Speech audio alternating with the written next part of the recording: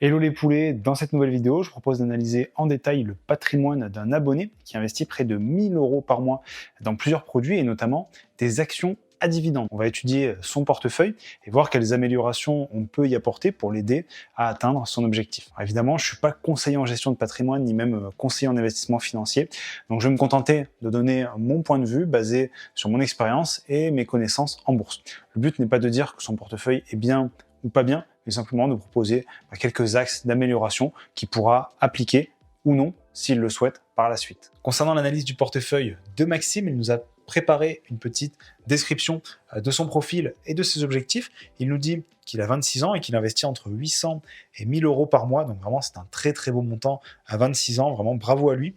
Il exerce une fonction de chef de projet recherche et développement dans l'industrie agroalimentaire. Il exerce également en tant que barman le samedi soir dans une discothèque. Donc, comme il me le disait, en fait, c'est ce complément de revenu du samedi soir qui lui permet d'investir autant d'argent de son côté. Il nous dit qu'il a déjà constitué son matelas de sécurité, donc ça c'est très très bien. Si vous commencez à investir, peu importe l'actif que vous choisissez, que ce soit immobilier, crypto, bourse, peu importe, constituez-vous toujours un matelas de sécurité avec lequel vous êtes à l'aise, qui correspondent finalement à votre situation. Encore que vous ayez des enfants, que vous ayez votre résidence principale, etc. Ça peut un petit peu varier. On dit souvent 3 à 6 mois de dépenses, ça peut être bien, mais moi je pense qu'il faut surtout un montant avec lequel vous êtes à l'aise. Donc ici, il nous dit qu'il a constitué son matelas de sécurité, c'est très très bien. Il verse mensuellement 200 euros sur son assurance vie, entre 200 et 300 euros en crowdlending, le reste en bourse et donc principalement sur des actions à dividendes, donc entre 300 et 500 euros dans des actions à dividendes. Maxime nous dit qu'il n'a pas eu d'héritage, qu'il s'est construit vraiment de A à Z, donc encore une fois, bravo à lui.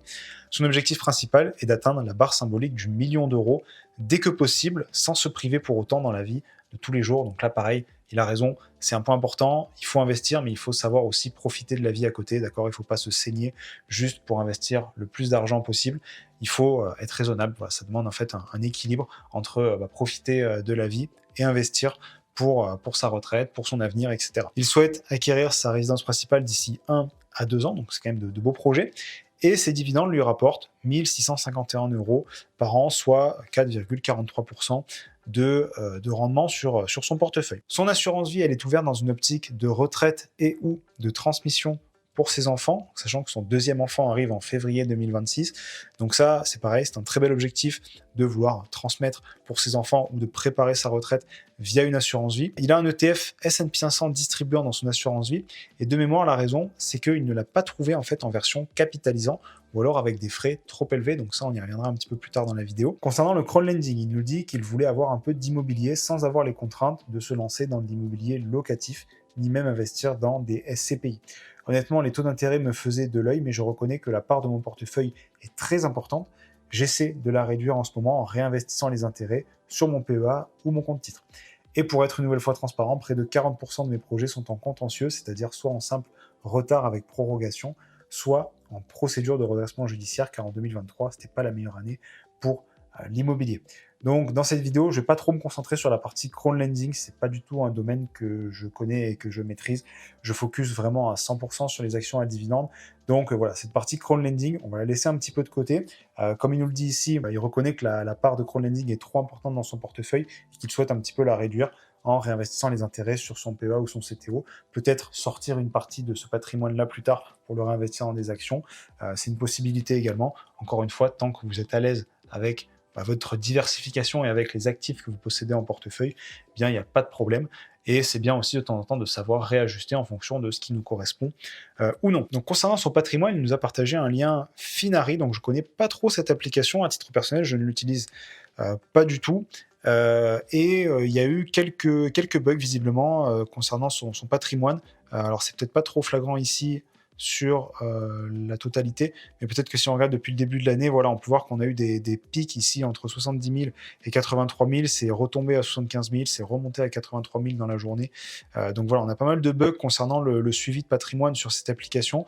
Le patrimoine réel se situe aux alentours des 75 000 euros. Donc ce qu'on va regarder ici, c'est l'allocation de son capital. On peut voir qu'il a à peu près donc 40 000 euros en actions et fonds, à peu près 20 870 euros en crowdlending, 11 000 euros dans un LEP, donc à 3,5%. Donc ici, c'est très bien. Il a pu profiter d'avoir accès au LEP finalement pour profiter de cette épargne de précaution qui va travailler à 3,5%, donc c'est génial. 3 558 euros en fonds euros, 255 euros en compte bancaire et 100 euros en crypto. Donc voilà, on peut voir que Maxime n'est pas un gros investisseur crypto, mais encore une fois, ça correspond certainement à son profil et à sa stratégie. Donc nous, ce qu'on va regarder ici en particulier, ça va être la partie actions et fonds, d'accord. On va regarder un petit peu son portefeuille bourse, comment il est constitué. Et donc, on peut voir qu'il a plusieurs supports, donc un plan d'épargne en actions valorisé à 27 380 euros avec une belle performance de plus 19% dessus. Un compte titre valorisé à 8 161 euros, donc ici un deuxième compte titre, mais évidemment c'est un doublon, donc ça ne compte pas. Et une assurance vie valorisée à 4 000 euros avec une belle performance de plus 15% ici sur son assurance vie. Donc concernant son plan d'épargne en action, c'est la plus grosse partie de son patrimoine. J'imagine qu'il favorise le PEA pour une stratégie dividende pour justement limiter l'impact de la fiscalité en réinvestissant au maximum ses dividendes. Et donc, qu'est-ce qu'on a un peu en portefeuille? On peut voir qu'on a des belles valeurs comme Saint-Gobain, Total Energy qui verse du dividende, SPI également, très belle valeur, LVMH qui est pas mal chuté récemment mais qui reste quand même une très belle valeur avec de beaux fondamentaux. On peut voir également qu'il a de très très belles plus-values sur ses positions, plus 154% sur Saint-Gobain. Il a réussi à l'avoir aux alentours des 38 euros, donc c'est vraiment super.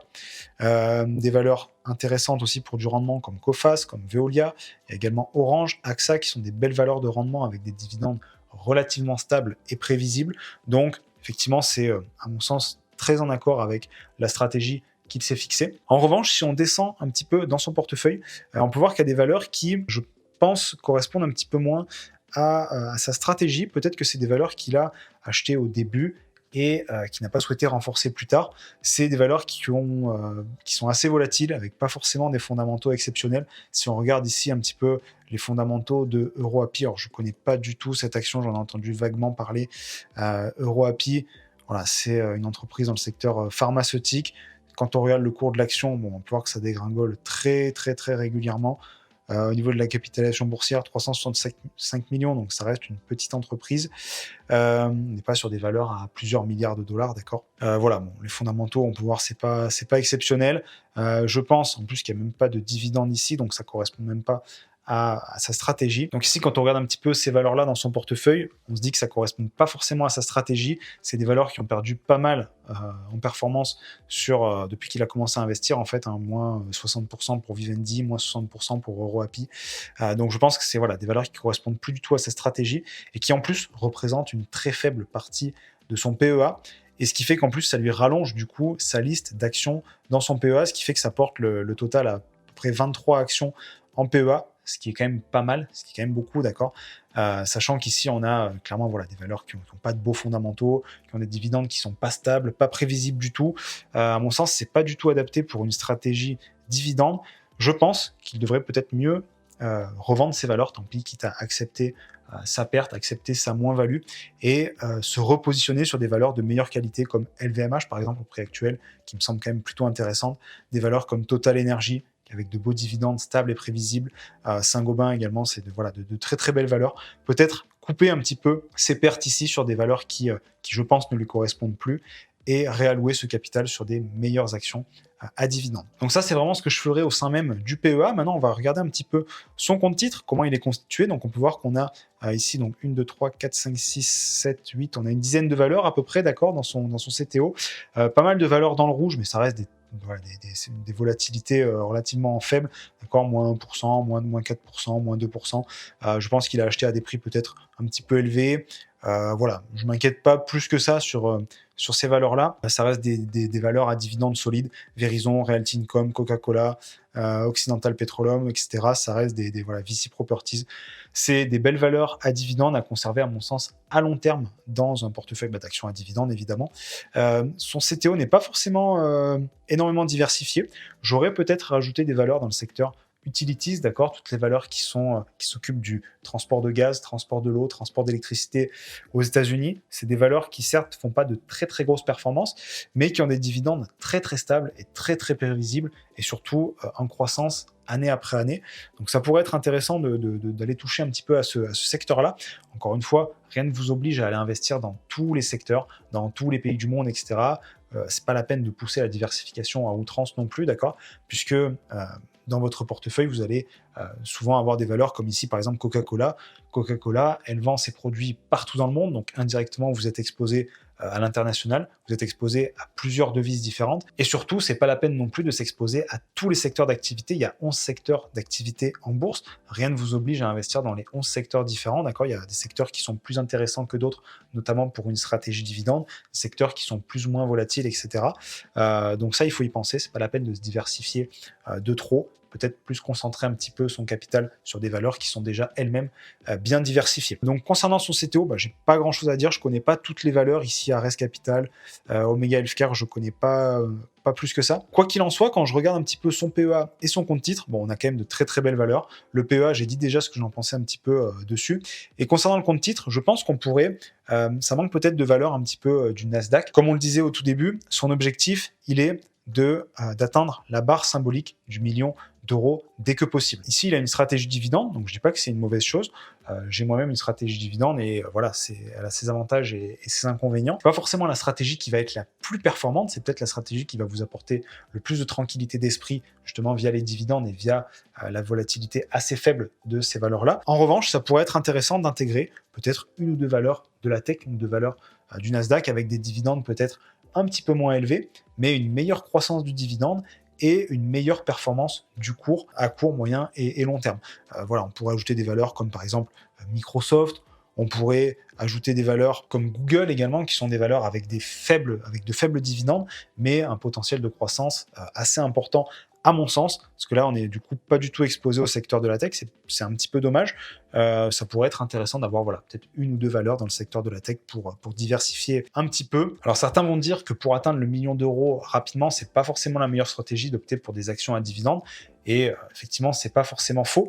Mais encore une fois, la stratégie dividende, elle est là pour apporter une tranquillité d'esprit et pour faire croître son patrimoine à long terme. Ici, Maxime, il a un beau pouvoir d'investissement en fait tous les mois, puisqu'il investit quasiment 1000 euros chaque mois. Donc, ce qui va lui permettre d'avoir très rapidement un portefeuille assez intéressant et très rapidement de faire travailler les intérêts composés via les dividendes notamment. Mais effectivement, si vous cherchez vraiment de la croissance pure et dure, que vous cherchez à battre le marché absolument, eh bien, il va falloir se tourner vers des valeurs peut-être qui versent des dividendes un petit peu plus faibles et qui ont des potentiels de croissance un petit peu plus élevés, des entreprises parfois un petit peu plus jeunes, un petit peu plus dynamiques, d'accord. Là, sur un portefeuille à dividendes, vous avez souvent des mastodontes dans leur secteur qui sont des entreprises qui vont faire plus 6, plus 8% sur l'année, qui vont vous reverser 2, 3, 4% de dividendes. Et voilà, ça s'arrête là. Si vous voulez peut-être un portefeuille plus performant, il faudra se diriger vers des valeurs un petit peu plus risquées, entre guillemets, un petit peu plus volatiles et un petit peu plus dynamiques. Mais quoi qu'il en soit, ça reste un très très beau portefeuille, notamment pour une stratégie dividende. Je vous ai dit un petit peu ce que je pensais au niveau du PEA, voilà, supprimer certaines valeurs pour réallouer sur des valeurs un petit peu plus intéressantes et concentrer un petit peu plus son capital sur son PEA. Et au niveau du compte titre, peut-être aller chercher des valeurs de croissance dans le Nasdaq par exemple, ou aller chercher des valeurs dans le secteur des utilities pour justement avoir des dividendes croissants, stables et réguliers pour du long terme. Et enfin, donc, concernant son assurance vie, donc, comme il nous disait, il a un ETF S&P 500 distribuant. Pourquoi distribuant? Parce qu'il ne l'a pas trouvé en fait en version capitalisant ou alors avec des frais trop élevés.